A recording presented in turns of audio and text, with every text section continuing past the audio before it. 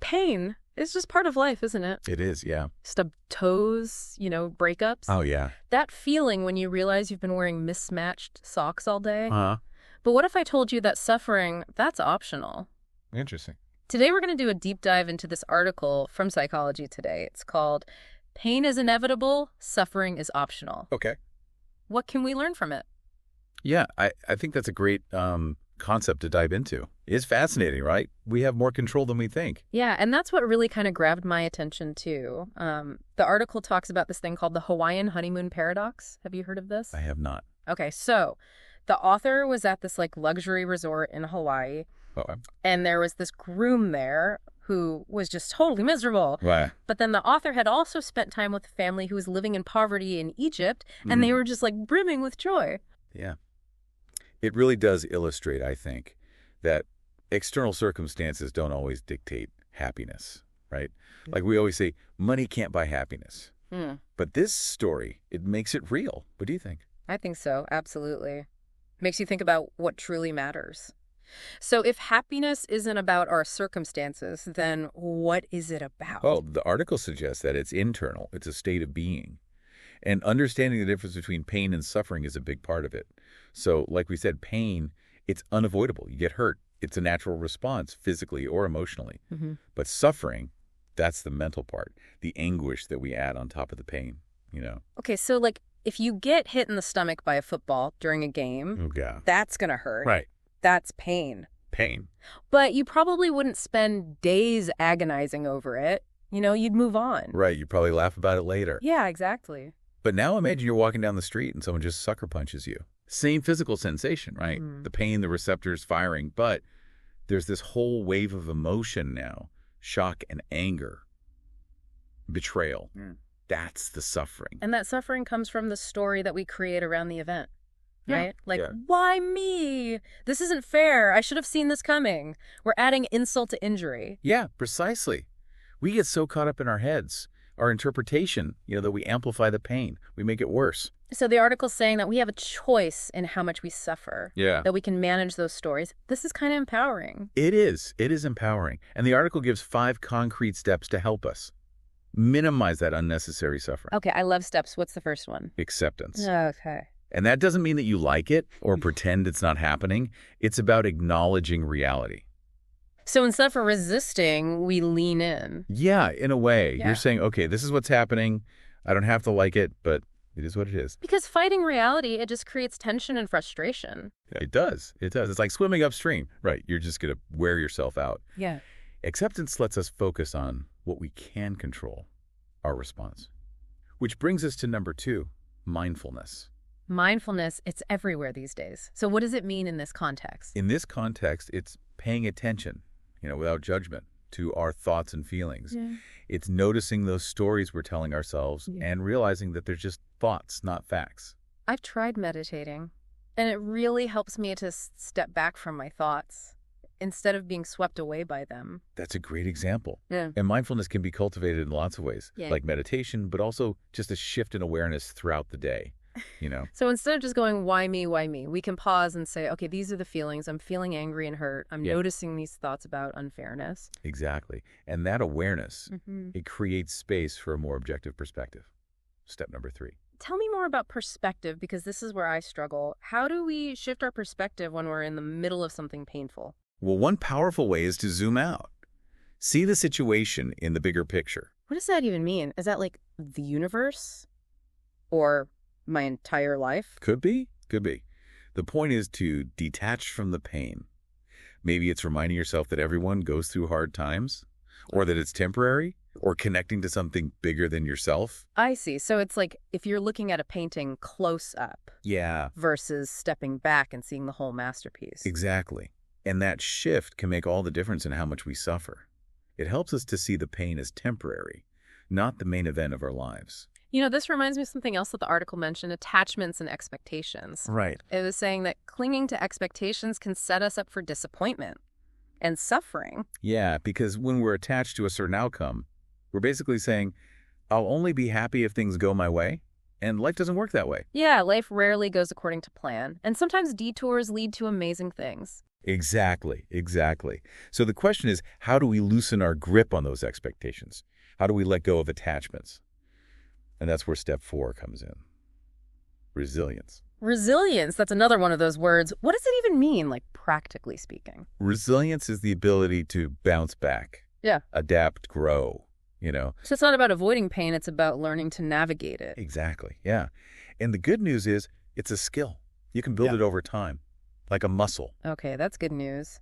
How do we build that resilience muscle? What can we do? Well, one key is cultivating a growth mindset, seeing challenges as opportunities to learn, So not seeing a setback as a failure, but saying, okay, what did I learn? How can I use this to get stronger? Yeah, exactly. Another important aspect is support. Having people you can turn to makes all the difference. That reminds me of a time when I was going through a breakup, a really bad one. Oh, yeah. I felt like my world was ending, and I called my best friend, and she just listened. She didn't try to fix anything or give advice. She just let me process. Just held space for you. Yeah, she did. And as I was talking, I started to see things more clearly, and I felt this sense of, like, empowerment even though I was in pain. That is resilience. You didn't let the pain define you. You learned and grew from it. Which brings us to the final step, right? It does, yeah. Self-compassion. Oh, I struggle with that one. It's common. We're often so much harder on ourselves than we would be on anyone else. Right. If it were my friend, I'd be so encouraging, so understanding. But when it's me, it's like self-criticism's central. Yeah. Yeah. So self-compassion is giving ourselves that same kindness, especially when we're struggling. Recognizing that we're human, we make mistakes, we're doing our best. Yeah. It's like, be kind to yourself. Everyone else is already taken. I love that. That's great. Because it's so true, We deserve compassion too. Okay, so we've covered a lot. We talked about the difference between pain and suffering. And these 5 steps: acceptance, mindfulness, perspective, resilience, and self-compassion. Yeah, it is a lot. But it's hopeful, too. Like, now we have this toolkit We do. to deal with life's challenges with more grace and ease. Exactly. And we can start applying it now. So whether it's, a major life change or just stress, we can choose less suffering. That's right. The choice is there in every moment. That's a powerful thought. My perspective is already shifting. That's great. So where do we go from here? What's next? Well, I think it'd be helpful to go through some real-life scenarios and see how these steps actually play out. Okay, yeah. Let's do that in part 2. Okay, so we've got our toolkit: acceptance, mindfulness, perspective, resilience, self-compassion.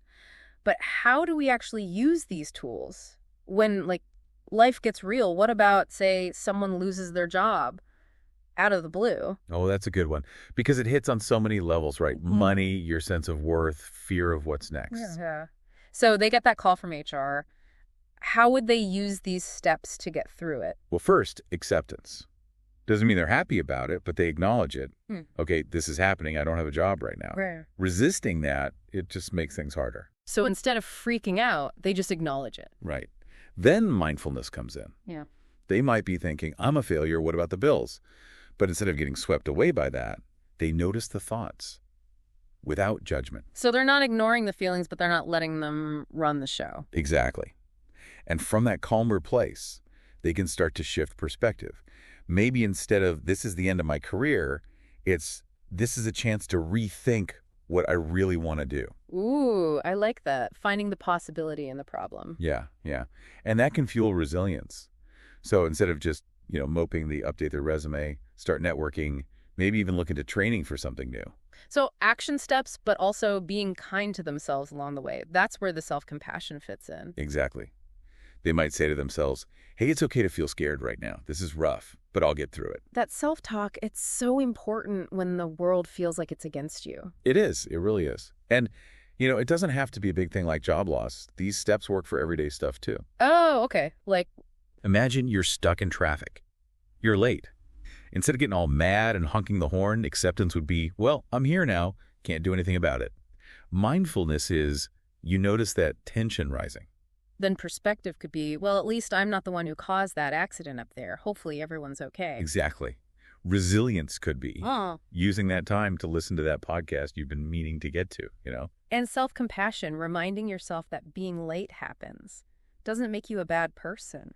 It's all about shifting that automatic reaction from blame to something, well, kinder. It seems like this all needs a lot of self-awareness, being able to notice your thoughts and feelings before you can even start to change them. That's a great point. That's why something like mindfulness is so helpful, right? It builds that inner observer, the part of you that can step back and see what's going on. That reminds me of the attachments and expectations thing from the article. How does that play into suffering? So attachments, in this sense, they're like strings we tie to things. We tell ourselves, I'll be happy if I get this, if this happens, if it all goes according to my plan. And when it doesn't, or even when it does, but it's not what we thought it'd be, that's when we suffer. Right, because we put all our happiness eggs in one basket, and it's a basket we can't fully control. So loosen the grip on those expectations. But can we even live without expectations? It's not about having none. We need some to function, right? Yeah. It's more about being aware of them, Yeah. holding them lightly. So not, I must get this promotion to be happy, but more like, I'd love to get it. I worked hard, but my whole life doesn't depend on it. There you go. Striving for things is good, but also being okay if it doesn't work out exactly as planned. And that loops back to resilience, right? Adapting when things go sideways. Absolutely. That's what helps us through those unexpected turns. Yeah. It's knowing you can handle whatever comes, even if it's not what you pictured. This is all really connected, isn't it? All these pieces supporting each other. It is. It's like a dance, you know? Acceptance, mindfulness, perspective, resilience, self-compassion. And the more we practice, the better we get at dealing with the ups and downs. Exactly. It's a journey, not a one-time thing. It's about learning and growing. So for our listeners who are like, whoa, this is a lot, what's one small thing they can start doing today? Start with awareness. Pay attention to when you're making your own suffering worse. What are you telling yourself? What expectations are you holding on to? Just noticing that is huge. And then try out those 5 steps, see what works. Maybe writing things down helps with mindfulness, or talking to someone helps them get a different perspective. Yeah, there's no right or wrong way. It's personal. Be patient with yourself. It takes time. You know, what's sticking with me is that happiness isn't about never feeling pain. It's about knowing how to handle it so it doesn't turn into unnecessary suffering. I love that. It's finding the good stuff, even when things are tough. And knowing that we have more control over our experience than we think. Absolutely. We can be victims or we can be active participants, even when it's hard. That's a pretty powerful choice, and we get to make it every day. We do. And with practice, we can get better at choosing less suffering, even when there's pain. So what's next? Where do we go from here in this deep dive into pain versus suffering? It's interesting, isn't it? As we're talking about all this, I'm thinking about how much we try to avoid pain in our culture, you know? We do. It's true. We distract ourselves. We want quick fixes. We want to control everything. Yeah, like happiness has to mean no discomfort at all. Right.